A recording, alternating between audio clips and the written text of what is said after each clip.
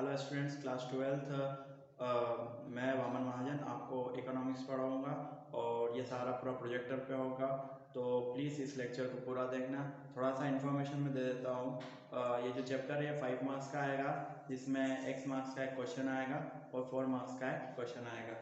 तो ध्यान से पूरा वीडियो देखेंगे ताकि आपके कॉन्सेप्ट बनते रहे। ये सारी कॉपी भी आपको कंप्लीट करना है, जिसका सबमिशन डे मैं आपको अपने व्हाट्सएप ग्रुप पे सेंड कर दूँगा। ये रहा आपका पहला chapter economics class 12th chapter 1, जिसका नाम है माइक्रो एंड मैक्रो इकोनॉमिक्स, और इसी में टॉपिक ऐड कर दिया है सेंट्रल प्रॉब्लम ऑफ इकोनॉमी। नीचे मैंने मार्किंग स्कीम आपको दे दी है, जो है 1 मार्क्स का 1 और 4 मार्क्स का 1। ठीक है, तो अब हम आगे बढ़ते हैं।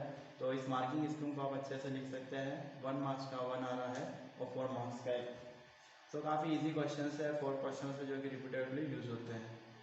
तो पहला जो क्वेश्चन है वो कुछ ये, तो पहला क्वेश्चन है distinguish between economics and non economics activity. तो थोड़ा आपको ये भी समझ पड़ जाएगा कि क्वेश्चन 2011 और 19 में आया है और बहुत बार पूछा गया क्वेश्चन से। यदि स्क्रीन में थोड़ी सी दिक्कत आ रही है तो जो है उसकी ये सारे मैं आपको सॉफ्ट कॉपी सेंड कर दूँगा। पहला है इकोनॉमिक एक्टिविटी और नॉन इकोनॉमिक एक्टिविटी के बीच में डिफरेंस। जो 11th CBSE से वो ऑलरेडी इसको पढ़ चुके होंगे। पहला पॉइंट है, पहले समझते हैं क्वेश्चन है क्या। देखो, ऐसी एक्टिविटी जिसमें जो है मनी रिलेटेड एक्टिविटी होती है उनको हम बोलते हैं इकोनॉमिक एक्टिविटी, और वो सारी एक्टिविटी जिसको हम अपनी इच्छा के कारण, हमारे खुशी के कारण हम जो यूज़ करते हैं उनको हम बोलते हैं नॉन इकोनॉमिक एक्टिविटी। तो पहला इकोनॉमिक एक्टिविटीज़। देखते हैं थोड़ा। Economic activity are those activity which are concern, जिसमें हम मनी रिलेटेड कंसर्न होता है। जबकि नॉन इकोनॉमिक एक्टिविटी की बात करें तो नॉन इकोनॉमिक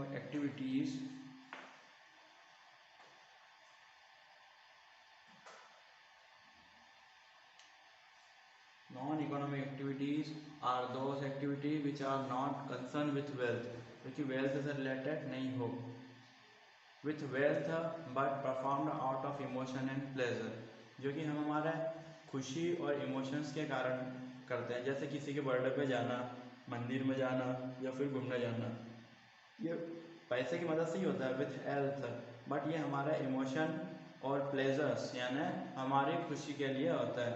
तो ये पहला डिफरेंस है जो आपको क्लियर हो गया होगा। अब हम दूसरे पॉइंट की तरफ बढ़ते हैं आगे।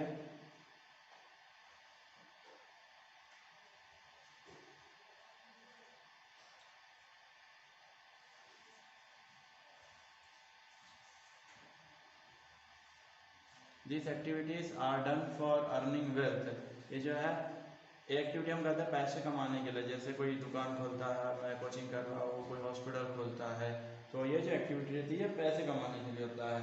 जबकि non economic activity, this are not done for earning wealth but for other purpose, और ये जो रहता है ये अदर पर्पस के लिए यूज़ होता है, मतलब पैसे कमाने के लिए नहीं, बाकी हर चीज़। जैसे बर्थडे पार्टी में जाना, घूमने जाना, मंदिर जाना।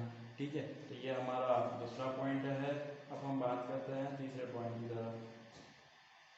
यह लीगल होता है, these are always legal and valid. ठीक है, ये हमेशा लीगल होता है, जैसे दुकान खोलना लीगल है और वैलिड है।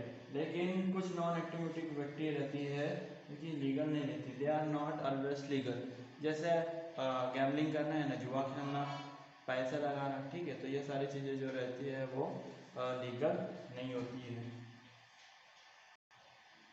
नाउ नेक्स्ट डिफरेंस की तरफ हम आगे बढ़ते हैं।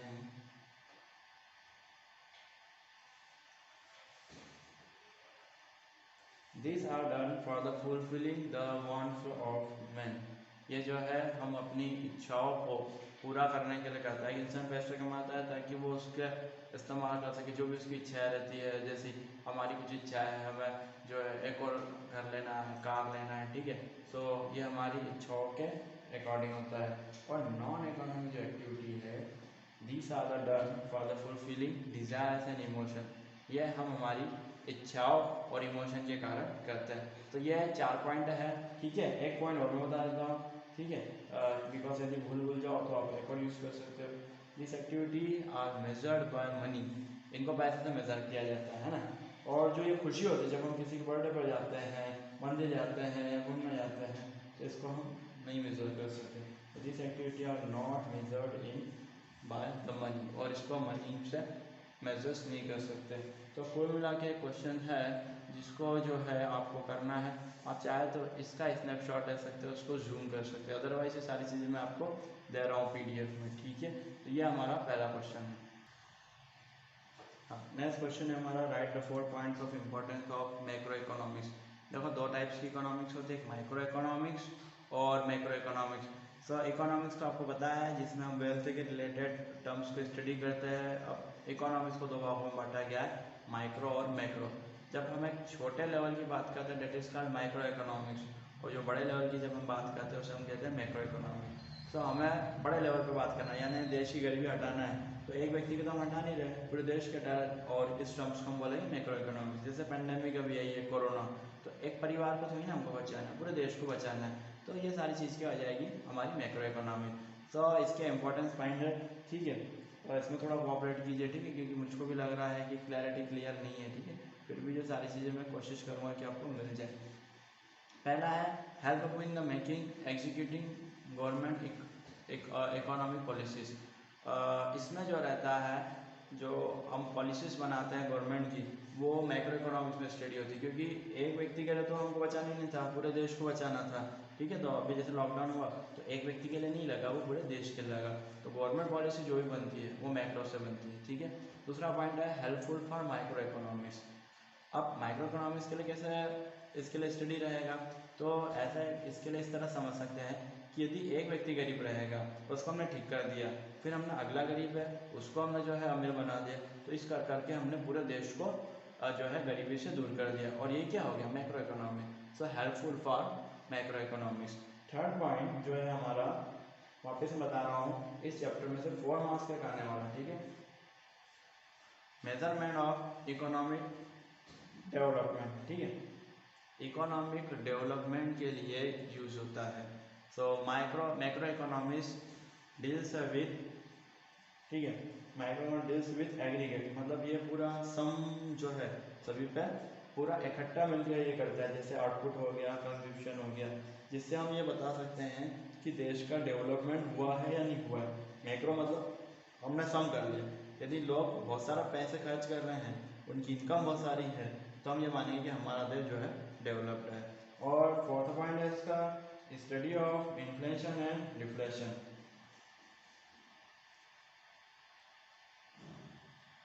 Study of inflation and deflation. Inflation means होता है महंगाई, एंड डिफ्लेशन मीन्स होता है महंगाई कम होना।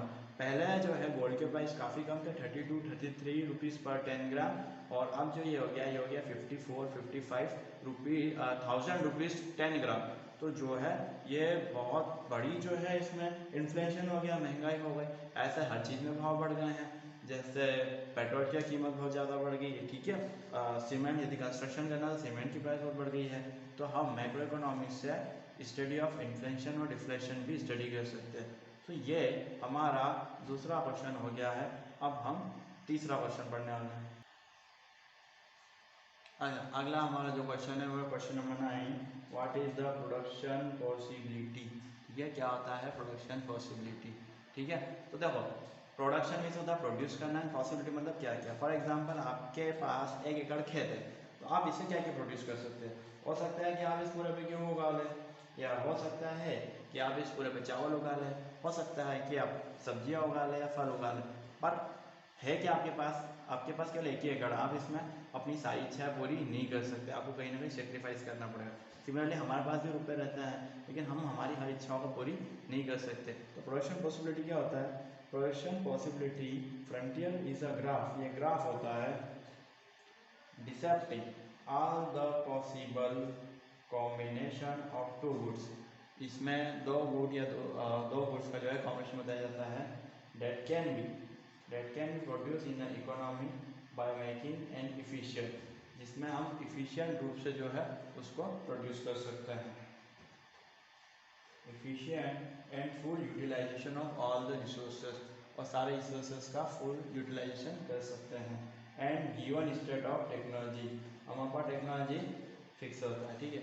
और इसको हम बोलते हैं PPC, यानी production possibility curve, production possibility curve, तो PPC सो प्रोडक्शन पॉसिबिलिटी और इसका कर्व बनाता है जिसको हम बोलते हैं प्रोडक्शन पॉसिबिलिटी।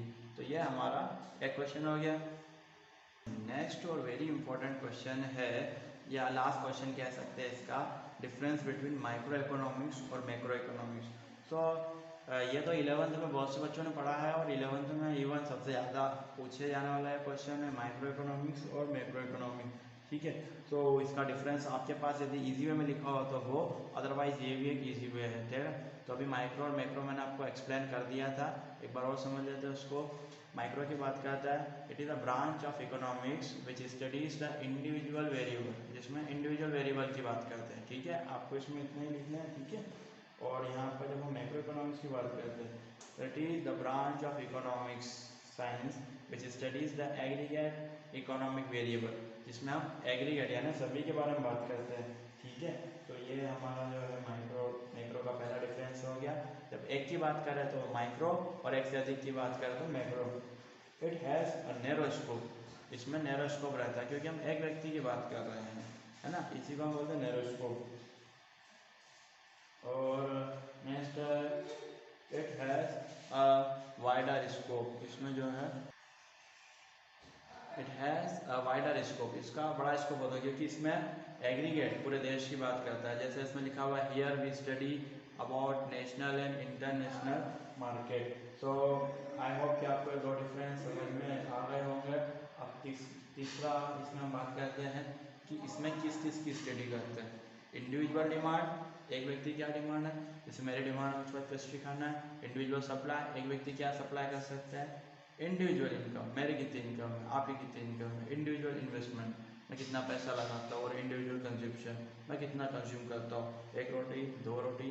ठीक है, और इसमें जब हम बात करते हैं एग्रीगेट की बात आती है, तो here we study the aggregate demand, aggregate supply, national income, economic growth, है ना, मॉनेटरी पॉलिसी, ये सारी चीज़ें आप इसमें लिख सकते हैं।